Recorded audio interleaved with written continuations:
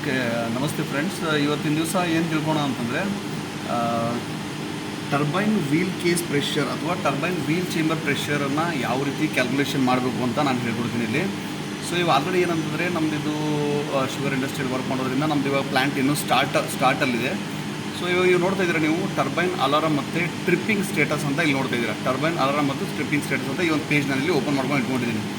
So ಇದರಲ್ಲಿ ಏನಂತಂದರೆ ನಮಗೆ ಈ ಒಂದು ವೀಲ್ ಚೇಂಬರ್ ಇಲ್ಲಿ ಕಾಣಿಸ್ತಾ ಇದೆಯಲ್ಲ, ಇಲ್ಲಿ ನೋಡಿ, ಇಲ್ಲಿ ಕಾಣಿಸ್ತಾ ಇದೆಯಲ್ಲ ವೀಲ್ ಕೇಸ್ ಪ್ರೆಷರ್, ಇದನ್ನು ವೀಲ್ ಚೇಂಬರ್ ಪ್ರೆಷರ್ ಅಂತಲೂ ಕರಿತೀವಿ. ಸೊ ಇದು ಎಷ್ಟು ಕೆ ಜಿ ಅಂದರೆ 17.4, 17.3. ಅಂದರೆ ಇದು ಹೋಮ್ ಲೋಡ್ ಪ್ಲ್ಯಾಂಟ್ ಇರೋದ್ರಿಂದ ಸ್ವಲ್ಪ ವೇರಿಯೇಷನ್ ಆಗ್ತಾಯಿದೆ, ನಿಮಗೆ ಕಾನ್ಸ್ಟೆಂಟಾಗಿ ಉಳಿತಾ ಇಲ್ಲ.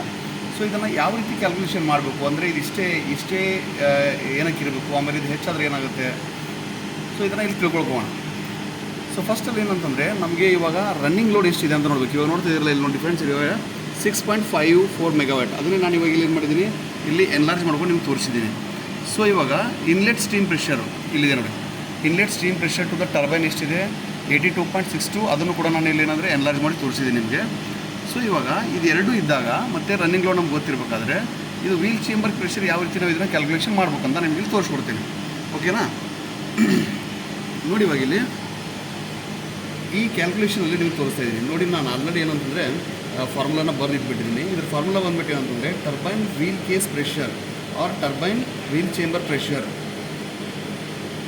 ಇದು ಬಂದುಬಿಟ್ಟು ಏನಂತಂದರೆ ರನ್ನಿಂಗ್ ಪವರ್ ಜನ್ರೇಷನ್ ಅಂದರೆ ಎಷ್ಟು ಇವಾಗ ಪ್ರೆಸೆಂಟ್ಲಿ ಏನಪ್ಪ ಅಂತಂದರೆ ಮೆಗಾವಾಟ್ ಜನ್ರೇಷನ್ ಆಗ್ತಾ ಇದೆ, ಡಿವೈಡೆಡ್ ಬೈ ಇನ್ಸ್ಟಾಲ್ಡ್ ಕೆಪಾಸಿಟಿ. ಅಂದರೆ ಇದು ಎಷ್ಟು ಮೆಗಾವಾಟ್ ಪ್ಲ್ಯಾಂಟ್ ಇದು ಇಂಟು ಏನಂತಂದರೆ 60% ಆಫ್ ದಿ ಟರ್ಬೈನ್ ಇನ್ಲೆಟ್ ಪ್ರೆಷರ್ನ ನಾವು ತೊಗೋಬೇಕು. ತೊಗೊಂಡಾಗ ಏನಂತಂದರೆ ನಮಗೆ ಇಮಿಡಿಯೇಟಾಗಿ ಏನಂತಂದರೆ ಇದು ಟರ್ಬೈನ್ ವೀಲ್ ಚೇಂಬರ್ ಪ್ರೆಷರ್ ಅಂತ ವೀಲ್ ಕೇಸ್ ಪ್ರೆಷರ್ ಸಿಗುತ್ತೆ.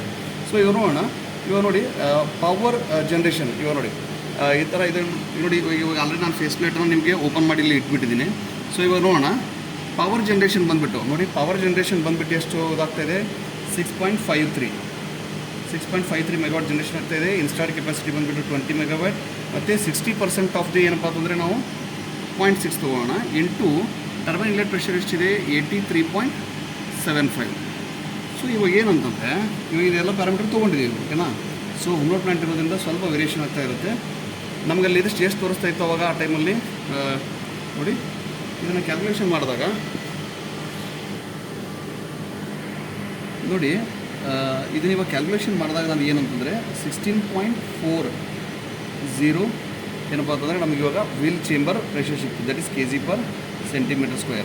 ಸೊ ಇಲ್ಲಿ ನೋಡ್ತಾ ಇದ್ರಲ್ಲ ಫ್ರೆಂಡ್ಸ್, ಇವಾಗ ನೋಡಿ, ಇವಾಗ ಇಲ್ಲೇನು ಕಾಣಿಸ್ತಾ ಇದೆಯಲ್ಲ, ಇದೊಂದು ಸ್ವಲ್ಪ 60.53 ಬಂದಾಗ ನಮಗೆ 17 ಆಲ್ಮೋಸ್ಟ್ ಅಂದರೆ ಹೋಮ್ ಲೋಡ್ ಪ್ಲ್ಯಾಂಟ್ ಇರೋದ್ರಿಂದ ಇಲ್ಲಿ ಸ್ವಲ್ಪ ವೇರಿಯೇಷನ್ ಆಗ್ತಾಯಿದೆ ಅಷ್ಟೇ. ನಿಮಗೆ ಇಲ್ಲಾಂದರೆ ಅಕ್ಯುರೇಟಾಗಿ ಇದೆಷ್ಟು ಬಂದಿದೆಯಲ್ಲ ನಮ್ಮದು 16.40 ನಿಮಗೆ ಅಲ್ಲಿ ಶೋ ಮಾಡುತ್ತೆ. ಸೊ ಇದು ಈ ಥರ ಇದ್ದಾಗ ನಮ್ಗೆ ಏನಂತಂದರೆ ಇದು ಆಲ್ಮೋಸ್ಟ್ ಇದು ಏನು ಕ್ಯಾಲ್ಕುಲೇಷನ್ ಮಾಡಿದಾಗ ಬರುತ್ತಲ್ಲ ಪ್ರೆಷರು, ಇದು ಇಷ್ಟೇ ಇರಬೇಕು. ಅಕಸ್ಮಾತಾಗಿ ಇದು ಏನಾದರೂ ಈ ಪ್ರೆಷರು ನಮಗೆ ಇವಾಗ 16.40 ಇಲ್ಲಿ ತೋರಿಸ್ತಾ ಇದೆ.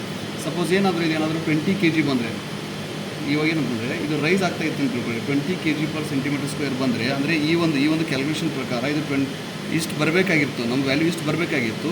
ಬಟ್ ಏನಂದರೆ ಇದು ರೈಸ್ ಆಗ್ತಾ ಇದೆ ಇವಾಗ, ಅಂದರೆ ಅಲ್ಲಿ ಬರ್ತಾ ಇಲ್ಲ ನಮಗಷ್ಟು, ಈ ಪ್ರೆಷರ್ ಸಿಗ್ತಾ ಇಲ್ಲ ನಮಗಲ್ಲಿ. ಈ ಪ್ರೆಷರ್ ಸಿಗ್ತಾ ಇದೆ ಅಂತಂದರೆ ಒಳಗಡೆ ಸ್ಕೇಲಿಂಗ್ ಫಾರ್ಮೇಷನ್ ಆಗ್ತಾ ಇದೆ ಅಂತ ತಿಳ್ಕೋಬೇಕು. ಸೊ ಏನಂತಂದರೆ ಅಲ್ಟಿಮೇಟ್ ರಿಸಲ್ಟ್ ಏನಂದರೆ ನಮಗೆ ಸ್ಕೇಲಿಂಗ್ ಆಗ್ತಾ ಇದೆ, ಸ್ಕೇಲಿಂಗ್ ಫಾರ್ಮೇಷನ್ ಆಗ್ತಾ ಇದೆ ಅಂತ ತಿಳ್ಕೋಬೇಕು. ಸೊ ಏನಂತಂದರೆ this is the very important parameter for ಏನಂತಂದರೆ ಪರ್ಫಾರ್ಮೆನ್ಸ್ ಕ್ಯಾಲ್ಕುಲೇಷನ್ ಮಾಡಬೇಕಾದ್ರೆ ನಾವು ಇದನ್ನು ಫಸ್ಟಲ್ಲಿ ಕನ್ಸಿಡರೇಷನ್ ಮಾಡಬೇಕಾಗುತ್ತೆ. ಗೊತ್ತಾಯ್ತಲ್ಲ ಫ್ರೆಂಡ್ಸ್, ಯಾವ ರೀತಿ ಒಂದು ವೀಲ್ ಕೇಸಿಂಗ್ ಪ್ರೆಷರ್ ಅಥವಾ ವೀಲ್ ಚೇಂಬರ್ ಪ್ರೆಷರ್ನ ಕ್ಯಾಲ್ಕುಲೇಷನ್ ಮಾಡಬೇಕಂತ ನಿಮ್ಗೆ ಗೊತ್ತಾಯ್ತಲ್ಲ. ಸೊ ಇದನ್ನು ನೆಕ್ಸ್ಟ್ ವಿಡಿಯೋದಲ್ಲಿ ಏನಂತಂದರೆ ಮತ್ತೊಂದು ವಿಡಿಯೋದ ಮುಖಾಂತರ ನಾನು ಬೇರೆ ಒಂದು ಕ್ಯಾಲ್ಕುಲೇಷನಲ್ಲಿ ಮತ್ತೆ ಸಿಗ್ತೀನಿ. Thank you.